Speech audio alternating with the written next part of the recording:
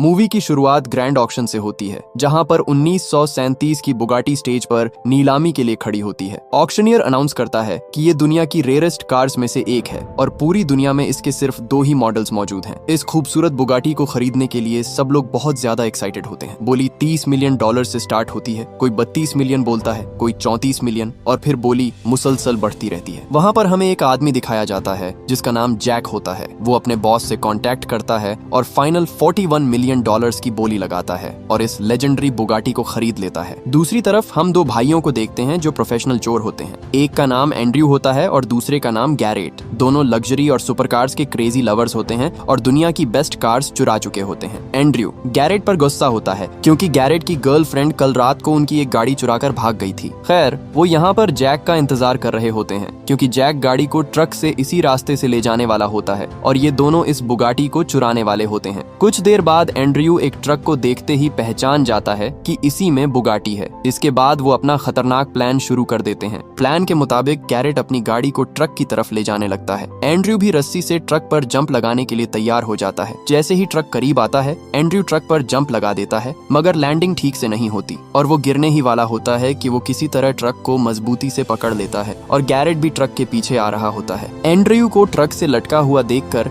Garrett अपनी गाड़ी truck के करीब ले आता है और एंड्रयू जैसे तैसे करके गाड़ी पर उतरने में कामयाब हो जाता है। फिर वो कार की छत पर चढ़कर दोबारा ट्रक पर चढ़ जाता है। गैरेट कार को ट्रक के सामने ले आता है और उनका रास्ता ब्लॉक करने लगता है। जैक भी समझ जाता है कि ये लोग बुगाटी के पीछे पड़े हुए हैं। ड्राइवर भी परेशान हो जाता है और उसे समझ ही नहीं आ रहा होता कि हो क्या रहा है। जैक ड्राइवर के सर पर गन रखकर उसे कहता है कि सामने वाली कार को ठोक दो। इसलिए ड्राइवर कई दफा गैरेट की कार को टक्कर मारता है। गैरेट समझ जाता है कि ये इस तरह नहीं समझेंगे। फिर वो गाड़ी को घुमाकर ट्रक के सामने रोक देता है, जिससे ट्रक गाड़ी से टकरा जाता है और ट्रक की स्पीड स्लो हो जाती है। जैक गैरेट पर अंधाधुंध फायरिंग करता है, मगर कुछ ही देर में उसकी बुलेट्स खत्म हो जाती हैं। इस मौके का फायदा उठाकर गैरेट कार से निकलकर ट्रक पर चढ़ जाता है और ट्रक की ब्रेक्स की वायर्स काट देता है और एंड्रयू के पास जाता है। एंड्रयू ट्रक का दरवाजा खोलता है और दोनों ट्रक के अंदर चले जाते हैं। वो जल्दी से बुगाटी के अंदर बैठ जाते हैं और उसे स्टार्ट करने की कोशिश करते हैं। दूसरी तरफ जैक ड्राइवर को ट्रक रोकने का कहता है, मगर ब्रेक्स पहले ही फेल होती हैं, इसलिए वो खुद सिचुएशन को संभालने के लिए ट्रक से बाहर निकलता है। दोनों भाई किसी तरह बुगाटी को स्टार्ट कर लेते हैं और वो रेयर बुगाटी को चुराने में कामयाब हो जाते हैं। उसी टाइम ट्रक भी कंट्रोल से बाहर हो जाता है और बुरी तरह उलट जाता है। दोनों इतनी महंगी कार चोरी करके बहुत ज्यादा खुश होते हैं और एक बार में सेलिब्रेट करने चले जाते हैं। वहाँ पर एंड्रयू की दोस्त भी होती है जिसका नाम स्टेफनी होता है। स्टेफनी उसे जोर से थप्पड़ मारती है और गुस्से में कहती है, तुम मुझे बुगाटी चोरी करने में साथ क्यों नहीं ले गए? एंड्रयू उससे वादा करता है कि वो उसे अगली चोरी में जरूर साथ लेकर जाएगा। असल में स्टेफनी भी उनकी टीम का हिस्सा होती है। यहाँ हमें पता चलता है कि एंड्रयू और गैरेट बाप की तरफ से भाई होते हैं और महंगी कारें चुराना उनकी जिंदगी का मकसद होता है, मगर वो नहीं जानते थे कि कल उनके साथ क्या होने वाला है। अगले दिन बुगाटी को बेचने के लिए वो जिमी नाम के आदमी के पास जाते हैं। जिमी ने ही इन दोनों को कारें चुराने का काम दिया होता है, लेकिन जिमी यह कार लेने से इनकार कर देता है क्योंकि वो जानता होता है कि यह कार किसी नॉर्मल इंसान की नहीं बल्कि एक बहुत ही ताकतवर क्रिमिनल की होती है। तब गैरेट जिमी को समझाता है कि हम टाइम पर कार लेकर आए हैं, इसलिए हमें इसके पैसे दे दो। तभी जिमी अपने आदमियों को इशारा करता है और वो इन दोनों को पकड़ लेते हैं। फिर उनके दरमियान जबरदस्त फाइट होती है, मगर जिमी के आदमी ज्यादा होते हैं और वो इन दोनों को मार कर बेहोश कर देते हैं। असल में जिमी इन दोनों को कार के रियल ओनर के पास कार के साथ वापस करने वाला होता है क्योंकि जिमी उससे पंगा नहीं लेना चाहता था। उसी टाइम जैक भी बुगाटी को ढूंढता हुआ वहाँ आ जाता है। जिमी उसे देखकर बहुत ज्यादा डर जाता है और कहता है कि मुझे नहीं पता था ये कार किसकी है, तुम कार लेकर जा सकते हो। जब एंड्रयू और गैरेट को होश आता है तो उनके सामने बुगाटी का रियल ओनर खड़ा होता है जिसका नाम मोरियर होता है। ये दोनों ऊंची जगह पर कुर्सियों के साथ बंधे होते हैं और इन दोनों को यहाँ पर लाने वाला जिमी होता है। मोरियर एक पावरफुल बिजनेसमैन होता है। मोरियर उन्हें अपनी स्टोरी सुनाता है कि वो एक गरीब फैमिली में पैदा हुआ था। उसने जीरो से स्टार्ट किया था और लोगों को लूट कर एम्पायर खड़ा किया और आज वो एक सक्सेसफुल बिजनेसमैन है। मोरियर बहुत गुस्से में होता है और कहता है कि कार चोरी करना उनकी जिंदगी की सबसे बड़ी गलती थी। इसी वजह से वो जिमी को सबके सामने मार देता है क्योंकि जिमी ही उनको काम दिया करता था। मोरियर उनसे कहता है कि वो कुछ दिखाना चाहता है। फिर वो उन्हें एक बड़े गैराज में ले जाता है जहाँ दुनिया की रेयरेस्ट और लेजेंडरी कारें मौजूद होती हैं। गैराज महंगी कारों से भरा होता है। एंड्रयू और गैरेट इतनी महंगी कारें देखकर हैरान हो जाते हैं और उनके मुंह में पानी आ जाता है। मोरियर उन्हें बताता है कि वो रेयर कारें कलेक्ट करता है और यह कारें उसे अपनी जान से भी ज्यादा प्यारी हैं। इसीलिए वो अपनी गन को रीलोड करता है और इन दोनों को मारने ही वाला होता है कि गैरेट समझदारी से काम लेता है और उसे अगली चोरी का प्लान बताता है, जिससे वो इस बुगाटी से भी ज्यादा महंगी फरारी चोरी करके मोरियर को दे सकते हैं। एंड्रयू मोरियर को उस आदमी की कहानी सुनाता है जो बचपन से ही अमीर था। उसका नाम मैक्स होता है। उसने 15 साल की उम्र में ही यूनिवर्सिटी ज्वाइन की और MBA किया। वो दूसरे लड़कों से 7 साल छोटा होता है, लेकिन दिमाग और डिसीजन मेकिंग में सबसे आगे होता है। जब मैक्स बड़ा होता है तो फैमिली के बिजनेस को अपने अंदाज में चलाने लगता है। जब मैक्स 30 साल का होता है तो उसका बाप बूढ़ा हो चुका होता है और अपना पूरा बिजनेस एम्पायर मैक्स के हवाले कर देता है। इसी मौके पर उसका बाप उसे एक स्पेशल गिफ्ट देता है, फरारी 1962। इस फरारी का दुनिया में सिर्फ एक ही मॉडल है और आज के टाइम इसकी वैल्यू $50 मिलियन से भी ज्यादा है। एंड्रयू मोरियर को बताता है कि उनका प्लान इसी फरारी को मैक्स से चुराना है। मैक्स और मोरियर एक दूसरे के दुश्मन होते हैं। मोरियर उन्हें बताता है कि मैक्स की वजह से उसे $1 मिलियन का नुकसान होता है, इसलिए वो भी बदला लेना चाहता है। लेकिन मोरियर कहता है कि उसकी कार चोरी करना नामुमकिन है। गैरेट उसे समझाता है कि हमें बस एक चांस दे दें, हम फरारी आपके सामने लाकर रख देंगे। मोरियर को भी उनका प्लान पसंद आ जाता है और वो उन्हें 1 हफ्ते का टाइम देता है। अगर वो 1 वीक में कार न लाए तो इन दोनों को मार दिया जाएगा। इसके बाद मोरियर के आदमी इन दोनों को पानी में फेंक कर चले जाते हैं। गैरेट कहता है कि सिर्फ 7 दिन में इतनी बड़ी चोरी कैसे करेंगे। एंड्रयू कहता है कि हमें इसी हफ्ते किसी न किसी तरह चोरी करनी ही होगी, वरना मोरियर हमें मार देगा, और उसे यह भी बताता है कि यह उसकी आखिरी चोरी होगी। इसके बाद वो चोरी हमेशा के लिए छोड़ देगा, क्योंकि वो स्टेफनी के साथ शादी करने वाला है और अपनी अगली जिंदगी आराम से गुजारना चाहता है। लेकिन गैरेट उसे समझाने की कोशिश करता है कि हम चोरी नहीं छोड़ सकते, क्योंकि हमारा घर बार चोरी से ही चलता है। जब वो घर वापस आते हैं तो स्टेफनी नाराज होती है, क्योंकि वो पूरा दिन एंड्रयू का इंतजार करती रही होती है। गैरेट स्टेफनी को मोरियर और उनके दरमियान हुई सारी बात बता देता है। स्टेफनी भी कहती है कि जब उनके पास 1 हफ्ता है तो वो भी इस प्लान का हिस्सा बनेगी। वो बताती है कि उसकी एक दोस्त भी इसी शहर में रहती है, वो उसे अपने साथ शामिल करके एक प्रॉपर टीम बना सकते हैं। इसकी दोस्त एक माहिर पॉकेट मार होती है, जो अपनी खूबसूरती और होशियारी का फायदा उठाकर लोगों की जेबें साफ कर देती है। पुलिस भी उससे परेशान होती है, क्योंकि वो उनके वॉलेट तक चुरा लेती है। स्टेफनी और यह लड़की पहले भी कई बार इकट्ठे काम कर चुकी होती हैं। इस लड़की का नाम डेवन होता है। गैरेट को डेवन फौरन पसंद आ जाती है और डेवन भी टीम ज्वाइन करने के लिए मान जाती है। यह एक बड़ा और खतरनाक प्लान होता है, इसलिए उन्हें एक एक्सप्लोसिव्स एक्सपर्ट की भी जरूरत होती है। वो एक ऐसे आदमी से मिलते हैं जो लम्हों में पूरा घर उड़ा सकता है। इस आदमी का नाम लियोन होता है। लियोन अपने काम में बेहद माहिर भी होता है और वो भी टीम में शामिल हो जाता है। इसके बाद वो 4 रेस ड्राइवर्स से मिलते हैं जो प्रोफेशनल कार रेसर्स होते हैं। जब वो उनका ड्राइविंग टेस्ट लेते हैं तो उन्हें ड्राइविंग स्किल्स काफी पसंद आती है। इस तरह वो चारों भी टीम का हिस्सा बन जाते हैं। इसके बाद सब लोग बैठकर चोरी का प्लान बनाते हैं। गैरेट सबको उनका रोल समझाता है और सब इस बात पर एग्री करते हैं कि हर बंदा इस चोरी का एक इम्पोर्टेंट हिस्सा होगा। जब वो अपने अपार्टमेंट में वापस आते हैं तो एक अनजान आदमी उनका इंतजार कर रहा होता है। एंड्रयू अपना बेसबॉल बैट उठाकर पूछता है, तुम कौन हो? वो आदमी बताता है कि उसका नाम लॉरेंट है और वो मोरियर का कजन है। लॉरेंट कहता है कि मोरियर ने उसे यहाँ भेजा है ताकि वो इस प्लान में शामिल हो सके और उनकी हर हरकत पर नजर रखे। लॉरेंट उन्हें यह भी कहता है कि वो यहाँ उनकी मदद करने भी आया है, क्योंकि वो मैक्स के फैमिली सर्कल के अंदर एक बंदे को जानता है जिसका नाम कोहन है। लॉरेंट बताता है कि कोहन मैक्स के साथ काम करता है और उसका सारा काला धंधा वही संभालता है। अगर वो हमें मैक्स के घर ले जाए तो हम उसके सीक्रेट गैराज की लोकेशन का पता कर सकते हैं। टीम लॉरेंट के साथ कोहन से मिलने जाती है, मगर वो उनका साथ देने से इनकार कर देता है, क्योंकि लॉरेंट मोरियर का कजन होता है। इसीलिए कोहन लॉरेंट पर ट्रस्ट नहीं करता। लेकिन उस वक्त स्टेफनी बीच में आ जाती है और कहती है कि एंड्रयू और गैरेट दुनिया के बेस्ट ड्राइवर्स हैं और जो कार चाहें चुरा सकते हैं। कोहन आखिरकार मान जाता है, लेकिन एक शर्त पर। वो एंड्रयू और गैरेट की ड्राइविंग स्किल्स टेस्ट करेगा। गैरेट का टेस्ट ये होता है कि वो कार को घुमाए और बीच में रखी हुई बोतल जमीन पर न गिराए। गैरेट कामयाबी से ये टेस्ट पास कर लेता है और सब इम्प्रेस हो जाते हैं। लेकिन अगला टेस्ट और भी ज्यादा खतरनाक होता है। उन्हें एक चलते हुए जहाज को कार से रोकना होता है, जो कुछ ही वक्त में टेक ऑफ करने वाला होता है। एंड्रयू उसे मना करने की पूरी कोशिश करता है, लेकिन कोहन साफ साफ कहता है कि अगर तुम जहाज नहीं रोक सकते तो मैक्स को भूल जाओ। एंड्रयू ये बात रेडियो पर गैरेट को भी बताता है और वो टाइम वेस्ट किए बगैर जहाज की तरफ जाने लगते हैं। जैसे ही वो एयरपोर्ट की तरफ बढ़ते हैं, पुलिस उनका पीछा शुरू कर देती है, क्योंकि गाड़ियों का एयरपोर्ट के अंदर एंटर होना अलाउड नहीं होता। मगर एंड्रयू और गैरेट अपनी जबरदस्त ड्राइविंग स्किल्स की वजह से पुलिस की गाड़ियों को एक एक करके क्रैश कर देते हैं और फुल स्पीड में सीधा रनवे पर पहुंच जाते हैं। गैरेट अपनी कार को जहाज के सामने ले जाता है और कार की छत ओपन कर देता है। है। पायलट जहाज को टेक ऑफ करने ही वाला होता है कि गैरेट कार को जहाज के इंजन से टकरा देता है। जोरदार ब्लास्ट के बाद जहाज का इंजन पूरी तरह तबाह हो जाता है और जहाज टेक ऑफ नहीं कर पाता। इस तरह दोनों भाई ये टेस्ट कामयाबी से पास कर लेते हैं। कोहन उनकी परफॉर्मेंस देखकर शॉक्ड हो जाता है और उनकी ड्राइविंग देखकर मान जाता है कि ये लोग वाकई प्रोफेशनल्स हैं। फिर कोहन उन्हें बताता है कि यह जहाज और एयरपोर्ट सब मैक्स का है। वो उनसे कहता है कि बेहतर यही होगा कि तुम लोग खुद मैक्स से मिल लो, वरना मैक्स अपने आदमियों को भेजकर तुम्हें जबरदस्ती उठवा लेगा। इस एडवाइस पर वो सीधा मैक्स के मेंशन पहुंच जाते हैं। मैक्स उन्हें देखकर कहता है, क्या तुम जानते भी हो कि तुमने किससे पंगा लिया है, और यह भी कि तुम लोगों ने मेरा कितना महंगा प्लेन तबाह कर दिया है। गैरेट जवाब देता है कि अगर आप हमारे साथ काम करें तो आप इससे कहीं ज्यादा कमा सकते हैं। हम आपको दुनिया की सबसे एक्सपेंसिव और रेयर कार्स चुरा कर दे सकते हैं। एंड्रयू भी पूरे कॉन्फिडेंस के साथ बात करता है और मैक्स को मनाने की कोशिश करता है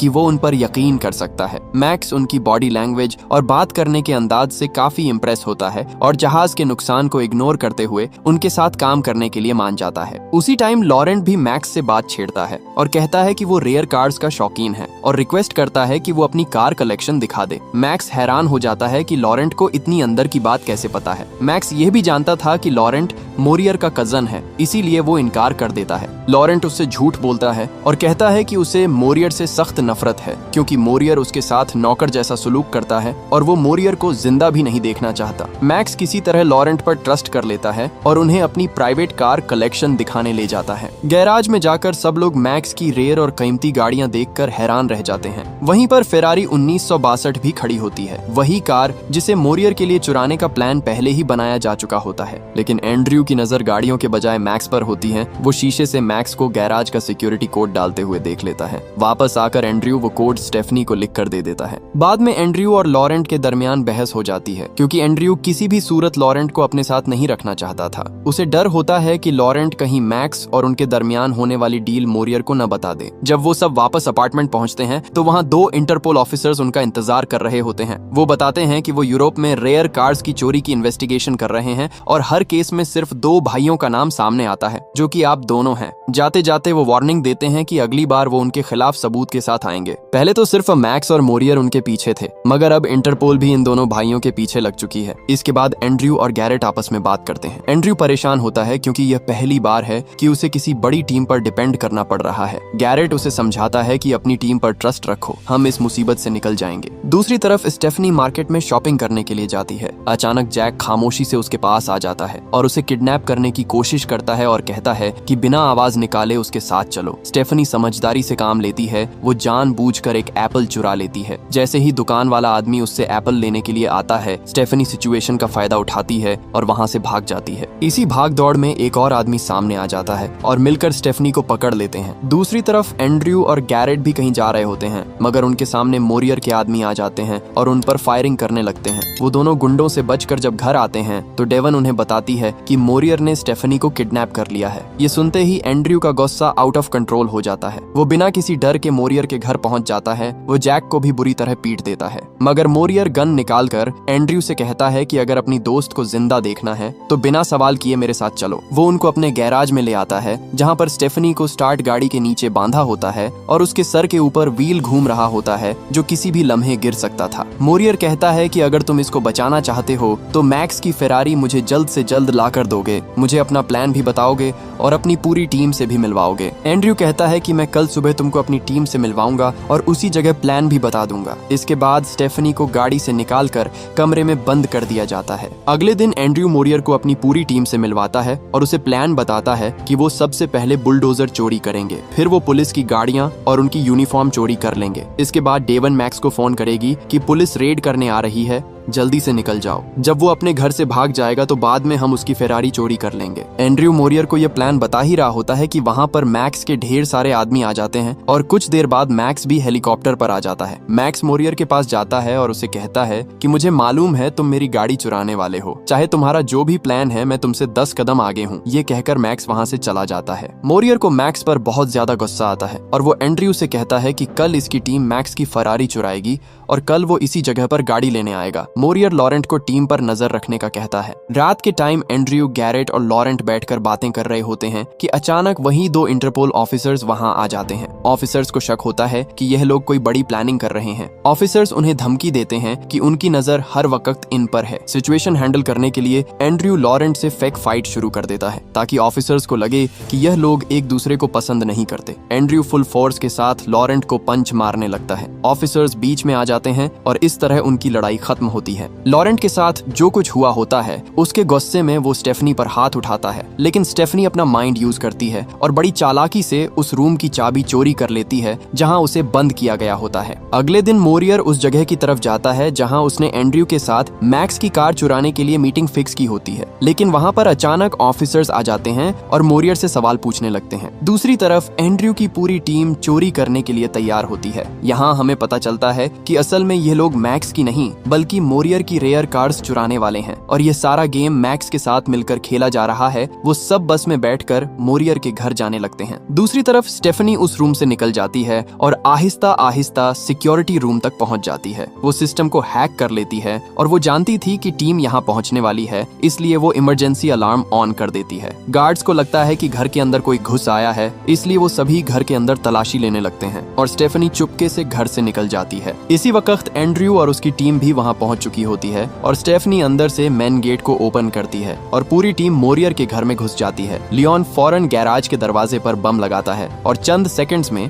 गैराज का दरवाजा जोरदार धमाके से उड़ जाता है। इससे पहले कि गार्ड्स वहां पर आते, वो मोरियर की सभी कार्स को लेकर भाग जाते हैं। जब मोरियर के आदमी पीछा करने के लिए अपनी गाड़ियों की तरफ दौड़ते हैं तो पता चलता है कि लियोन ने उनकी गाड़ियों में पहले ही बम प्लांट कर दिए थे। जैसे ही लियोन बटन दबाता है, सारी गाड़ियां ब्लास्ट हो जाती हैं और टीम सेफली निकल जाती है। दूसरी तरफ जब मोरियर इन ऑफिसर्स को कोई इन्फॉर्मेशन नहीं देता तो वो उसे अरेस्ट करने लगते हैं। इसी टाइम मोरियर भी समझ जाता है कि ये असल इंटरपोल नहीं है। वो जैक को ऑर्डर देता है और वो उन दोनों पर फायर करने लगता है और गोली एक ऑफिसर्स के शोल्डर्स पर जा लगती है। मोरियर इस मौके का फायदा उठाकर वहां से भाग जाता है। मोरियर समझ जाता है कि एंड्रयू ने इसकी कार्स चोरी कर ली हैं, इसलिए वो तेजी से उनकी तरफ जाने लगता है। हाईवे पर एंड्रयू अचानक कार रोकता है और स्टेफनी की तरफ देखता है और कहता है, तुम मुझसे शादी करोगी? स्टेफनी भी खुशी खुशी मान जाती है और फौरन यस कह देती है। वहां पर मोरियर भी उनके पीछे आ रहा होता है। एंड्रयू उसे कंफ्यूज करने के लिए रास्ता चेंज कर देता है और टीम को 2 हिस्सों में डिवाइड करता है, लेकिन मोरियर और लॉरेंट एंड्रयू के पीछा करने लगते हैं। फिर एक लॉन्ग और इंटेंस चेस स्टार्ट होती है। लॉरेंट एंड्रयू के बिल्कुल करीब आ जाता है और एंड्रयू को गोली मारने ही वाला होता है